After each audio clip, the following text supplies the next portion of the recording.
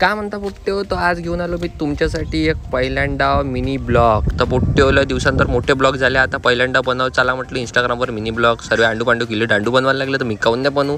मग मी आज गेलो होतो आम्ही नाशिकच्या इथं वणीगड म्हणजे सप्तशृंगी देवस्थान. महाराष्ट्रातले 4 शक्तिपीठापैकी हे सर्वात महत्त्वाचं एक शक्तिपीठ म्हणजे सप्तशृंगी मातेचं शक्तिपीठ. मग तिथं गेलो आम्ही. 500 काहीतरी पायऱ्या होत्या, भल्ला चढलो. मधातच झाला पाऊस सुरू, पावसाने भल्ला धिंगाणा केला. आणि तुम्हाला रेल्वेचा प्रवास याच्यासाठी नाही दाखवून राहिलो, कारण की जनरलची तिकीट होती, भल्ले वांदे होते, समजू शकता कुठं बसलो असन का बसलो असन.